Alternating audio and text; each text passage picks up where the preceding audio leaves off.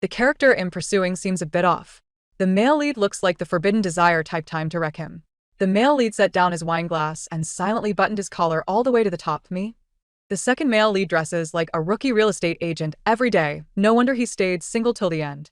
The soot-up second male lead paused his meeting, changed his outfit, and even washed his hair, now looking as fresh as a college boy. To me? That mink coat the big villain is wearing must be ninth, and why does it shed so much when touched? The big villain, in the middle of delivering his threatening lines, shut his mouth and glanced down at his mink coat. Me? Wait, do they have mind-reading abilities or something? Seriously, what the hell? Since when are mind-reading skills sold in bulk? No joke, before I transmigrated, I was almost a rich, beautiful heiress. Too bad my biological father squandered the family fortune, ran up massive debts, and then just skipped town. I only found out when debt collectors tracked me down at the orphanage. Abandoned at an orphanage since I was a kid, never spent a dime of my father's money, and now I'm supposed to pay off his debts? Since when is that how the world works? So I didn't hesitate, I ran, but clearly my luck wasn't great. While hiding from debt collectors, I ended up squished under a truck. Then I transmigrated into a novel as a romance conqueror. The system told me that as long as I completed the conquest tasks, I could return to the real world with a fortune of 100 million. As if worried that wasn't tempting enough, it added that if I failed the tasks, I'd be stuck in this world forever. LOL'd, and my biological father owed 1 billion. The reward of 100 million wouldn't even be enough to cover the interest. Why would I go back? To be the scapegoat? No way I'm completing these conquest tasks, not in this lifetime. I've decided to just lounge around and wait to die in this world. But I'm someone with a strong sense of contractual spirit. Even if I plan to slack off, I'll still praise the boss' empty promises. The system, unaware of my true intentions, nodded in satisfaction and said my goals were simple. First, conquer the male lead. Second, conquer the second male lead. Third, conquer the villain. I glanced distractedly into the mirror and didn't quite process what the system said. The reflection showed the face of an innocent, delicate white lotus, the kind that looks like she's not long for this world, an early death white moonlight. I'm so pretty. Time to wreck myself, did I casually asked. Choose one from the male lead, the second male lead, and the villain. The system replied meaningfully, children make choices. Adults take them all. I paused. Since when is this kind of forbidden harem style allowed in a Jihu story? That doesn't seem right. The system snorted. Huh, as if threw me. You're so casual about T-sit, makes me look like a fool. 2. According to the script provided by the system, I am the stepmother's burdensome stepsister of the male protagonist. I serve as an obstacle on the path of the protagonist's romance, and I am undoubtedly the wicked female antagonist destined to meet a tragic end. One might politely inquire, what manner of beauty must the male lead possess to have the purest white jasmine cast as such a malevolent character? Let it be known. If he resembles a kappa, I shall promptly obliterate the system. The system remained silent, as if its electronic visage were berating me. Before long, I found myself at the engagement banquet of my conveniently acquired father and mother, where I laid eyes upon the male lead, Shinzu. Alas, he was far too handsome. He could easily join the ranks of the 188 boy band with a figure that seemed to be tailored for a heartthrob, reeking of a charming rogue's allure. And his white shirt hinted at the tantalizing presence of sculpted abs beneath. To be candid, dear sisters, I had completely forgotten the tribulations of the college entrance examinations. Now, I find myself in a state of overwhelming temptation. According to the principle of the horse race, an upper-class male lead ought to be paired with a lower-class counterpart such as myself. Shunzu appears to embody an aura of restraint. Let us explore further. I wept for 4 hours, collapsed 32 times, and slapped myself 79 times, yet I could not fathom why Shinzu bothered to wear clothing. Amidst the throng, Shinzu, holding a champagne flute, paused momentarily. His gaze inadvertently swept over me, and then he set down his glass, silently fastening the top button of his shirt. Can it be that the male lead is timid? Why the sudden formality? Unwilling to concede, I cast a reluctant glance at him and down the contents of my glass. The wine was sweet and rather delightful. I beckoned a nearby server. The system approved. Ah yes, indeed. Fill it to the brim, and then find an opportunity to spill it on the male lead, colliding into his embrace. In the next moment, its voice escalated sharply, and ran. What are you doing indulging in milk tea? I instructed you to douse the male lead. And yet you persist in filling your glass endlessly. Failure to complete the task means you shall be trapped in this world of duties. The original host met a dreadful fate. How dreadful, one might wonder. Exiled abroad. Living a life of extravagant excess with 8 male models while pining for the male lead. What a torturous existence. Such anguish is precisely what I, as a mere slacker, deserve. Yet, to my astonishment, I managed to fulfill my task.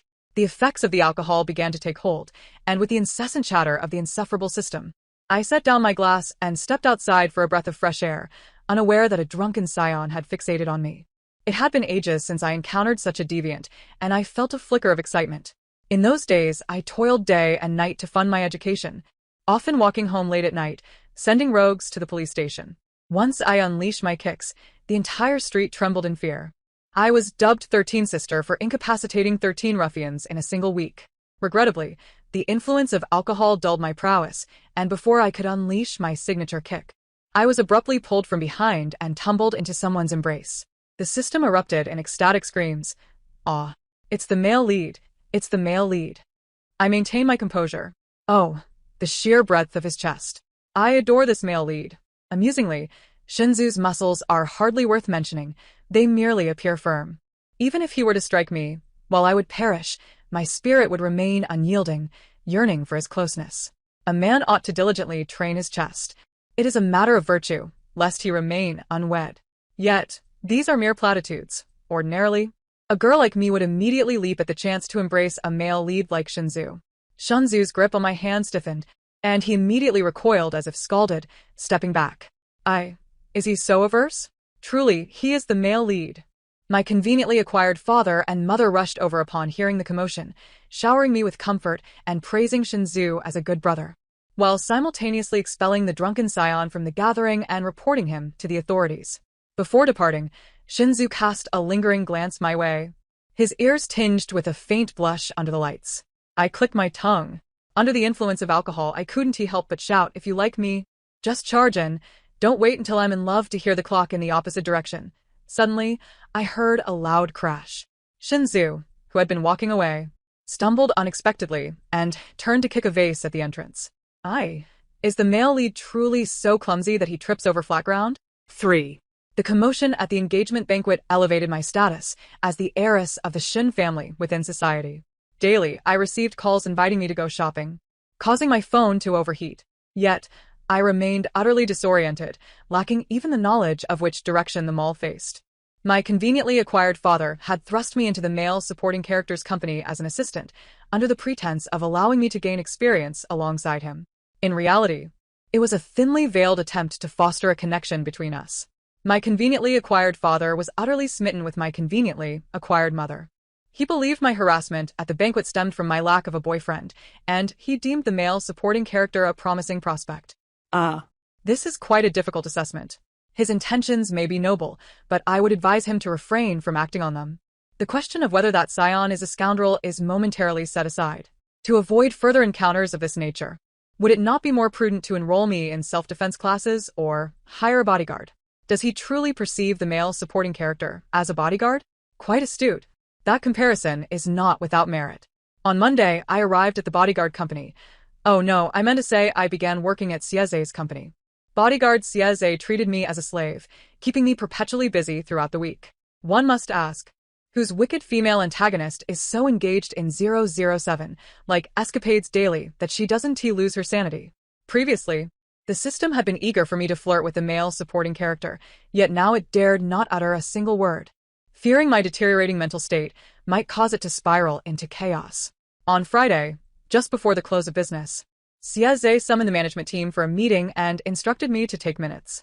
I maintained a respectful demeanor, while internally wishing for his family tree to ascend to the heavens, using my mother as the origin point, relatives as radius, and ancestors as the center. As Sieze paused mid-contract, his face shifting from pale to flushed, he ultimately could not resist stealing a glance at me. Of late, he had been regarding me with such looks, often retreating to the restroom for extended periods. Could it be constipation? TSK, the male lead stumbles, and the male supporting character suffers from constipation. Perhaps this wretched tale is best left unwritten. As Sieze commanded the meeting with authority, I typed furiously, capturing every word, even the flattery exchanged among them. When it comes to flirtation and compliments, let me be clear, those present are all lacking. Halfway through the meeting, I found myself lost in thought, gazing at Sieze's face. The male supporting character dresses as if he just joined a real estate firm. No wonder he remained single until the end. I've been saying this for a week. Can Xiaze not change out of that froggy skin? If he can, I might just use high-voltage wires to play Chapter 7 of the night. At some point, the room fell silent, and Xiaze abruptly stood to announce a meeting break. 15 minutes later, he reappeared in a white shirt and casual trousers, having also washed his hair, looking as fresh as a college student. One moment, he's a real estate agent, the next a pure-hearted college boy. What kind of transformation is this? As if sensing my thoughts, the ever-changing Xiaze cast a meaningful glance in my direction. An ominous premonition washed over me. Sure enough, after the meeting concluded, Xiaze intercepted me. This fresh-faced college boy was increasingly appealing. I declared him my second heartthrob after the male lead. The male guest tapped his fingers on the table, bearing an expectant expression perhaps you might like. The familiarity of his words triggered alarm bells in my mind. He was employing a line reminiscent of Jean Fuju's pickup tactics, revealing his ulterior motives. Anyone seeking to drag me back to my original world to repay debts is my sworn enemy. In the next moment, we both spoke in unison. I neither like Messi nor you. Xiaze, do you like Chapter 7 of the night? Xiaze. Oh dear, I spoke too soon in my refusal. I cleared my throat. Well, actually my favorite song is What Kind of Man Is This? I tucked a stray lock of hair behind my ear, clutching my folder in a feigned display of composure. You know, us lesbians are just uniquely different. The smile on Xiaze's face froze, cracking like ice under pressure. Ignoring him, I left work without a backward glance. Passing through the night market, I seized a generous portion of barbecued treats. At 11:30, I indulged in some solitary dining at 778. However, I was taken aback to find that others were still awake at this hour. In the living room, I forced a smile. Mom and Uncle are still up? Care to join me? Please, refuse me. Let me eat in solitude. 2 seconds later, my barbecue was confiscated by my tearfully sentimental bargain mother, who gazed skyward at a 45-degree angle while munching away. My bargain stepfather hesitated, words caught in his throat. Ran, your Uncle Wang's daughter just returned from abroad. You two should get to know each other sometime. She's quite the fit young lady. And I've heard that during a fire at a bar, she was the one who bravely entered with an extinguisher while a group of men could only shout in panic. A gay bar fire, and she's the one saving the day? What a hellish joke. Help, I'm not really a lesbian. Later that night, unable to sleep, I sat up. Ich kschiesche unwel. What kind of adult reports to their parents? I didn't even get to taste that delightful barbecue. The next day at work, I brought hot water to nourish Xiaze's money tree. Who can maintain their sanity in this world? It's merely an act of keeping up appearances. Each time I encountered a daughter of one of my stepfather's friends, I watered the money tree once more. I pondered, how does my stepfather have so many friends? A week later, Xiaze held the withered money tree, lost in thought. A flicker of confusion crossed his handsome eyes. And Ran, where do you think the problem lies? My heart was at peace as I smiled throughout. After enduring this for so long, it seems the tree has a sturdy constitution.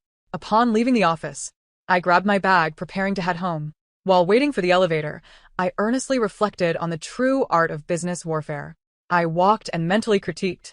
If that dog of a male lead reports me again, I'll swap his offering with Ultraman. I was so absorbed in thought that I didn't notice the elevator doors opening with a ding. I bumped into Shunju's muscular chest, my head buzzing. Had he not swiftly caught me, I would have stumbled back several steps. Oh, my considerate male guardian. Who wouldn't he adore a male guardian? However, he wore an odd expression at that moment. It made sense. Someone as mature and composed as him could hardly fathom Xiaze's distress over a mere money tree.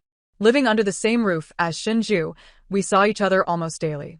Beyond our meals together, we often met in the gym. I must admit, the sight of him sweating beside a double-door refrigerator was utterly enchanting. On my first day at the gym, the air conditioning happened to be broken. Shinju, facing away from me on the treadmill, was drenched in sweat, exuding an overwhelming aura of masculinity. He casually tossed his t-shirt onto the handrail. I sat nearby, thoroughly enjoying the view while the system, usually vocal in encouraging me to win over the male lead, was unusually silent. As he ran faster, beads of sweat cascaded down his sculpted back and chest, a scene that could only be described as divine. The system's distorted electronic voice chimed in and Ran. You're right. Male guardians are the best. Beauty is captivating, and scenery is delightful. Yet I wondered why Shinju's ears and neck flushed a deep crimson.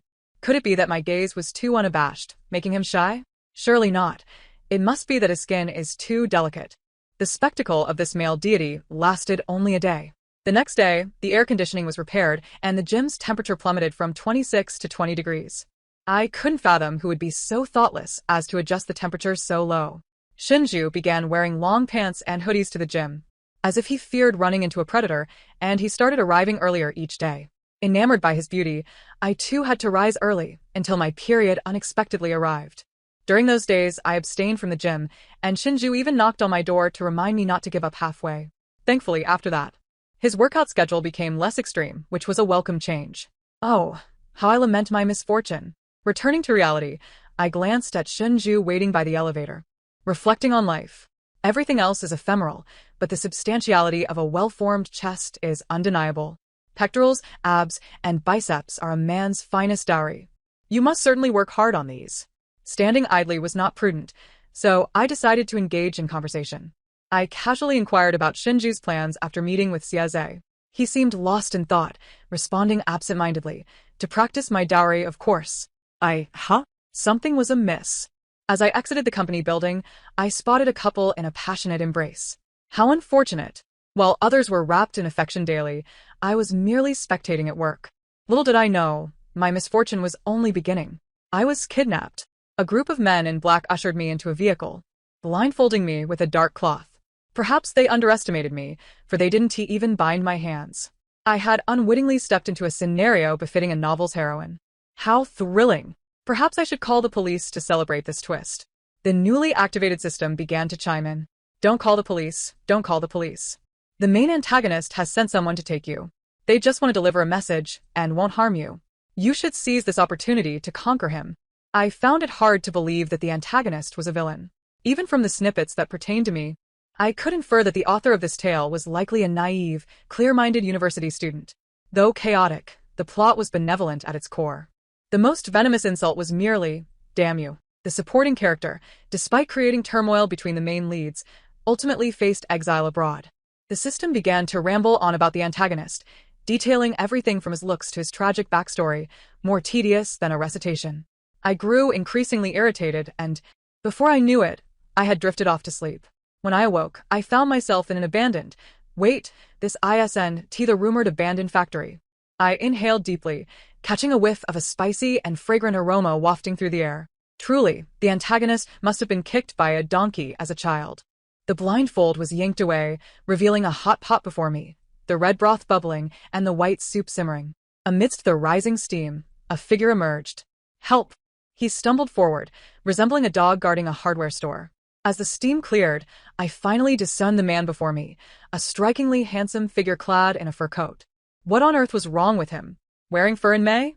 The antagonist, Qian Chen, exuded an imposing presence. Yet, it was evident that the ostentatious gold chain around his neck and the gold watch and rings on his hands were even more striking. The antagonist had come to deliver a chilling message. For the sake of his foster sister, the female lead Qian Ning. His posture is rather poor, peering around like a model caught in a compromising situation. Should I recommend a posture coach and Ouyang Chunxiao? This is infuriating. Wait, the fur he is wearing is shedding. How can it possibly be so poorly made? My internal monologue had been interrupted since the moment the antagonist entered. Initially, he had a grim expression, delivering his message with a scowl. Yet, inexplicably, he fell silent, glancing down at his coat. I wondered why. Suppressing a laugh was my final act of tenderness. Qian Chen, his expression darkened, removed his extravagant nine-handed mink coat. No wonder he is wearing mink. Turns out he is a delicate pup. Qian Chen gritted his teeth. I am not delicate. I reminded him.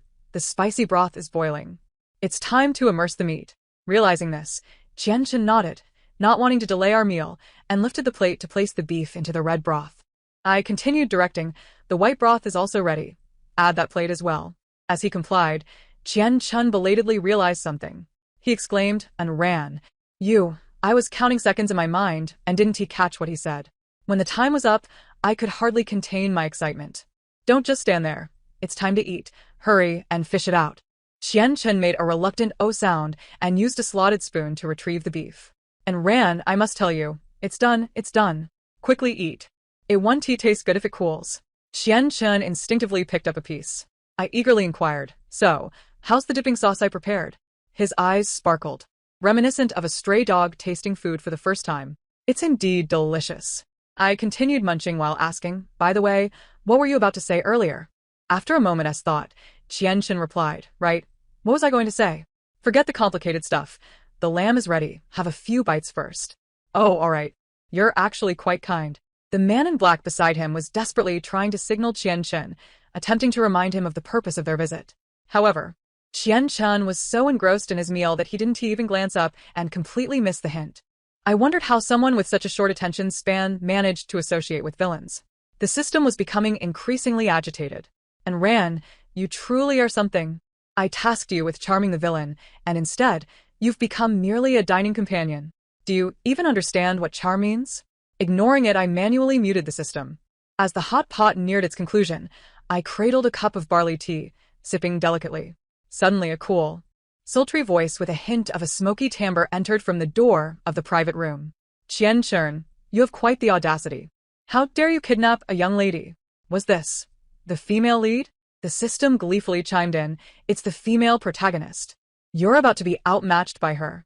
The door swung open, revealing a tall, voluptuous beauty with striking features, backlit by the light. I couldn't help but exclaim, wow. Instantly, I felt the same helplessness as Su Peixing gazing at Jinxi. I wondered why I suddenly had chopsticks in my hand.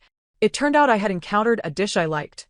There are 4 types of spiciness in this world: mild, medium, extreme, and my wife is spicy. This clothing is of such poor quality. It's old and tattered. The female lead wore a puzzled expression. Ah. How could someone look so good even while frowning? Sister. You're so beautiful, shoving away other puppies, running to the front with a wagging tail. More puppies come. Fighting with the other puppies, shoving away other puppies, wounded but still wagging tail.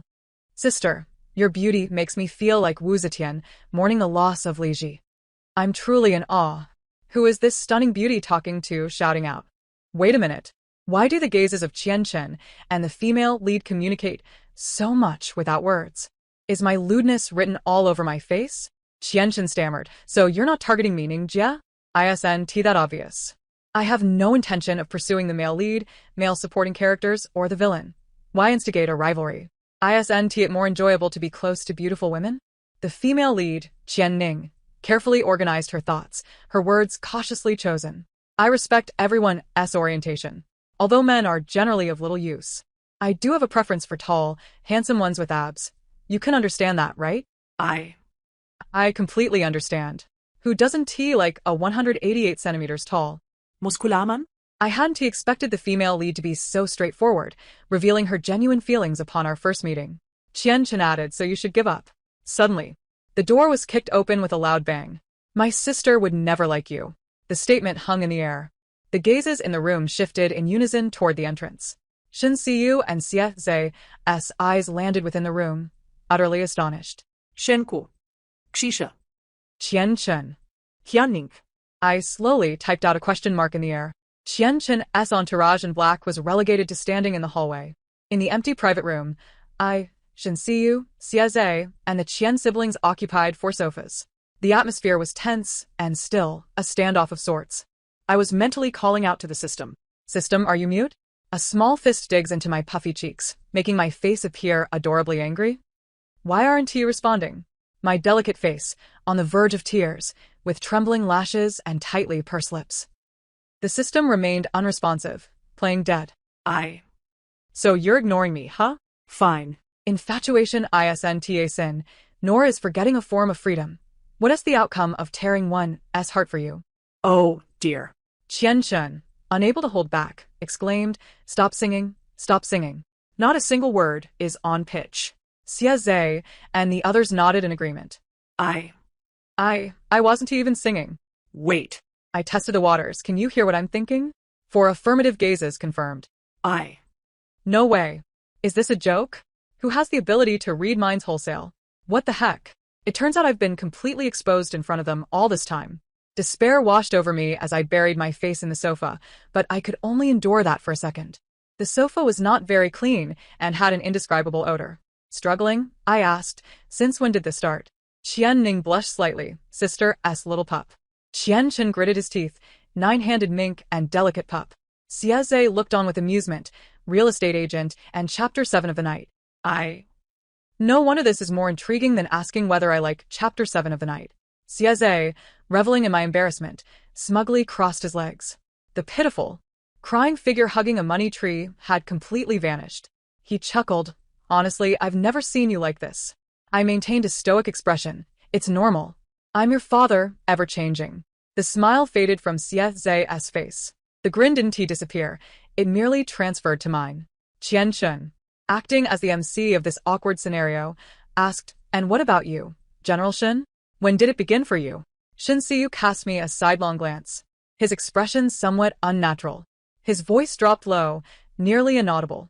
Since the ascetic type and the male mama began. The thought of those flirtatious remarks being overheard made me want to dig a hole and hide. Thankfully, there's no one left in this world that I care about. It's whatever. I'm a midnight rose steeped in melancholy. Qian Chen, with his shallow intellect, continued asking, "What does ascetic mean? What's a male mama?" His voice echoed through the room, a nuisance that I could no longer tolerate. "Shut up, you delicate pup wearing mink in 40-degree heat." The noise ceased abruptly. Qian Chen, infuriated, retorted, "I am not a delicate pup." I coldly replied, "Yes, you resemble a mantis in heat, hunting for dung." Qian Chen, irate, sought to confront me, but Shen Siyu raised a hand gently, pressing him back down. I erupted into laughter. Qian Chen exclaimed, "What are you laughing at? In terms of strength, I'm 50-50 with your brother, all right?" Qian Ning uttered a delightful "oh," her tone rising at the end, which I adored. Qian Chen, unwilling to accept defeat, muttered, "He took 7 of my parts in 3 minutes. Truth be told, it's not a problem to fall and rise again. But bouncing back like Sieze after a fall is quite another matter." Master Ran, having been busy all day, was unaware of what she had been preoccupied with. That day, she had lost 4 disguises, leaving her reputation, built over many years, in tatters. She drank herself into a stupor alongside the ever-changing Xie and Qian, and even managed to cozy up to a beautiful sister. Ultimately, she found herself weeping in the embrace of her male guardian, breathless and hoarse, declaring, "I don't want to go home. I have debts to repay. 10 billion. I can't even string together enough money to pay it back." In truth, I had no desire to return. There was nothing there for me to cling to, which is why I did not flinch when the out-of-control truck came barreling toward me. At the age of 7, my biological mother sent me to a family, leaving with a wad of cash in her hands. She told me to behave, assuring me they would treat me well. But she deceived me. The family that took me in was anything but kind. In the bitter cold of winter, I was made to live in a pigsty and wash the family's clothes in icy water. Because I refused to play with their foolish son, I was often punished by being made to kneel all day long. Later, a beautiful older sister moved in next door. She was chained and emaciated, her lovely eyes devoid of any light. I felt we were kindred spirits. I saved my meals and secretly gave them to her. She devoured the food ravenously and told me that this place was not her home. She begged me to help her contact her family. I memorized the string of numbers over and over. That night, on an empty stomach, I traversed the mountains until my feet bled to reach the town. I waited from dawn until morning for the shops to open, finally managing to dial the number. I had never considered leaving at that moment. The older sister told me that if her family came to rescue her, she would take me with her. If they didn't, at least we would have each other for companionship. Her family did arrive to rescue her, driving a car that looked exceedingly expensive. Yet she had lied. She did not take me with her. Even when I called out to her, she merely paused for a moment, not even glancing back. Her family asked if she recognized me and whether she wanted to take me along. She remained silent, discarding me as if I were trash. I couldn't comprehend why the older sister acted this way. She had once smiled at me while combing my hair and sung me sweet songs when I was hurt. But it mattered little. They did not want me, and I did not want them either. Once I had healed, I ventured back to the town under the cover of night, begging for food until I reached the train station, boarding a train behind a farmer. As the train chugged along, I gazed out the window, uncertain of where the road ahead led or what the future held. All I desired was a home. The headmistress, my surrogate mother, provided me with a home. Alas, good souls do not live long. She passed away from a sudden illness the year I was accepted into university. To shield me from the news that might affect my exams, the orphanage staff kept it hidden. I never even got to see her one last time. Touching the cold gravestone, I realized at that moment that I had no home left. After entering the novel, life treated me well. Each person was kind beyond measure. My inexpensive birth mother would repeatedly confirm my preferences before remarrying. She cooked my favorite dishes and would sneak into my room at night to check if I was properly covered. My inexpensive stepfather was a romantic at heart. However, when Sieze complained about me, he never scolded me. Instead, he introduced me to the daughters of various friends. Shinsiyu would not hesitate to stand up for me when others bullied me. Despite his dog-like tendencies, Sieze listened to advice and had never worn a toad skin. He was not even angry when I killed the money tree. He merely bought another one and added 5 locks. Though Qian Chen was a bit slow-witted, he proved to be a reliable dining companion, never barking at me during meals. And who could resist Qian Ning, the fragrant, soft, and smoky-voiced beauty? No one had ever treated me so well. Because of them, I began to cherish this world. Surroundings seemed to quiet down, and through a haze, someone wiped away my tears and gently ruffled my hair. There, get some good sleep, they said. I truly did not know I would be so wild when drunk. I owe thanks to Qian Chen and Sieze for helping me recall the events. They recorded videos and shared them in the group, with me making a fool of myself every few minutes. It didn't matter. I had no shame. At 8 in the morning, I emerged from my room with puffy eyes. Shinsiyu was sipping coffee while reading the newspaper. Ran, good morning, he greeted me. Who even invented good morning? Whose father is even good at this? Shinsiyu sighed. Ran, please refrain from using foul language. With a rebellious spirit, how could I simply comply? After my wild antics were revealed, I no longer held back in my provocations. I danced recklessly in his danger zone. Xinjiang grapes are big, arriving in Lhasa at midnight. The price is right. Don't buy if you don't touch. Why is my brother ignoring me? Yelling, turning into a monkey, flying into the primeval forest, swinging on vines, crashing into a monkey eating bananas. As a child, I wanted to be a scientist. Now that I have grown up, I realize I just want to have a home with you. I used to be a shy person. I'm grateful for entering this story, which has made me confident and cheerful. Now I'm wildly unrestrained, and when I see you, I'm direct and confident. Shinsiyu, hi, my man. Shinsiyu held the newspaper tightly, his face flushed as if he might steam up. Hee. After teasing him, my smile could rival AK. Learning from my mistakes, Shinsiyu also grew wiser. Once he calmed down, he licked his lips and asked, I'm going to work out, do you want to join? I was instantly alert. If he mentioned that, I was no longer sleepy. Without hesitation, I dashed toward the gym, but Shinsiyu caught my collar from behind. Eat first, then we'll go. Zhang Ma, make me a jianbingguizi, a more suitable Mexican chicken wrap for Chinese kids. Shinsiyu added. And make a glass of soy milk for Ran. That works too. A coffee more suited for Chinese kiddos. I poked Shinsiyu's arm. His solid muscles gave me a sense of security. I winked at him. What will you be training today? Shinsiyu gave me a helpless glance and sighed. Training my dowry. Oh, clever. My inexpensive stepfather and birth mother descended the stairs hand in hand, their remarks wafting behind them. My inexpensive birth mother commented. Those two siblings have a great bond. My inexpensive stepfather hesitated. I feel like it's not quite that. He intended to give me a small company to practice with. So Shinsiyu and Qianning took turns imparting business knowledge to me. The sensation of this knowledge skimming through my brain, leaving nothing behind, was truly captivating. My mind was filled with stocks, futures, and business cases, even dreaming of Buffett's kind face. Sieze was going crazy in the group. And Ran. Last time you replaced my offering with Ultraman, that's fine. After all, I believe in the light. And Ran. But why did you replace my offering with Ling Na Bei Air? And Ran, come out and get beaten. How dare he ask why? I merely skipped Shen Laosher and Qian Laosher's classes to watch a Magic Mike show. That dog Sieze didn't uphold any morals and directly sold me out. I coaxed the male and female leads for ages, but they didn't forgive me. Who understands family? The irate male protagonist was even more elusive than a pig during the New Year festivities. Meanwhile, Qian Chen was there, adding fuel to the fire with his acidic remarks. It's one thing to be called a lapdog, but to be abandoned even by Shinzu? You truly have a talent for causing harm. You call her sister when it suits you, yet when it comes to a real challenge, you toss her over the wall. If you're going to pursue men, at least take my sister along. I shot a fierce glare at Qian Chen. My murderous intent may not have been overt, but it was undeniably pure. At that moment, I naively believed such days would last indefinitely until I heard the unfamiliar mechanical voice. The task has been completed. A wave of foreboding washed over me, and I frantically called out to the system. Yet, no one responded. The icy mechanical voice continued, rewards being distributed. Reality world loading. Just before losing consciousness, I vaguely saw my loved ones rushing towards me in panic. Ran. Daughter. The task I had intended to abandon was inexplicably finished. I hadn't even had the chance to bid them farewell before I was thrust back into the real world. It has now been a month since I awoke from my hospital bed.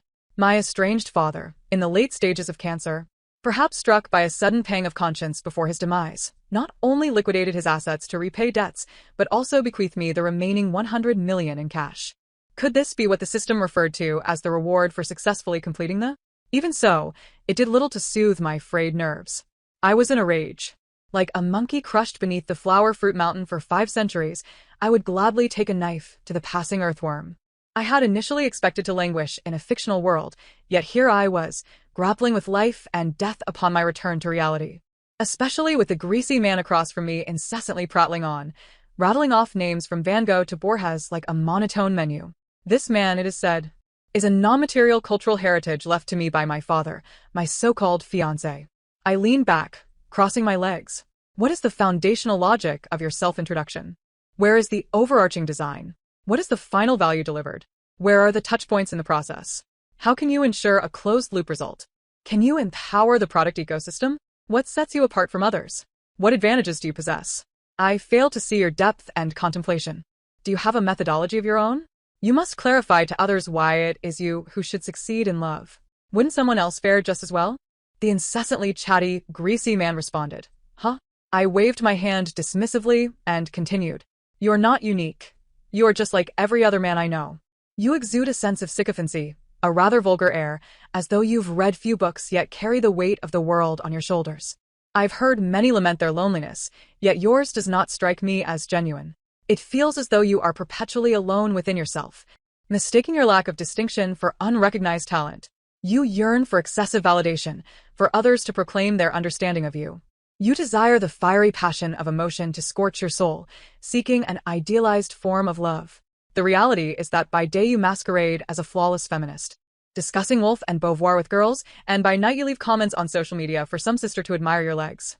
You come across as someone who has memorized countless names, spouting Nietzsche and Camus while referencing Kafka and Sartre, yet no one will love you for your name-dropping. People merely perceive you as pretentious. Often, I have no desire to comprehend you. I sense a pervasive air of victimhood surrounding you, and I am disinclined to shatter that illusion. In conclusion, I added, considering your character and your appearance, I believe we should terminate this engagement. The greasy man stormed off, cursing. Little did he know I had seen the calculating glint in his eyes. Men, after all, either resemble Shinzu, handsome and manly, or Sieze, handsome yet lethargic, or Qianchen, handsome yet naive. And here I was, possessing beauty and wealth. Yet why would I settle for someone like him? The long-absent system finally resurfaced as I vented my frustrations. You're absolutely right. Such greasy, mediocre men deserve to be scolded. I exclaimed, where have you been all this time? Since the day of the mind-reading confession, the system had vanished entirely. Even the announcement of my successful wasn't voiced by it. The system began to lament, you have no idea how miserable I've been. I once thought I was the only system in that world, only to discover there were 4 others just like me.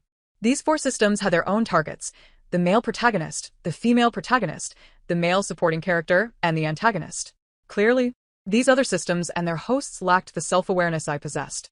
The strategists, arrogant in their understanding of the plot, looked down upon each target equally. Hence, it was no surprise they were discovered by Shinzu and company.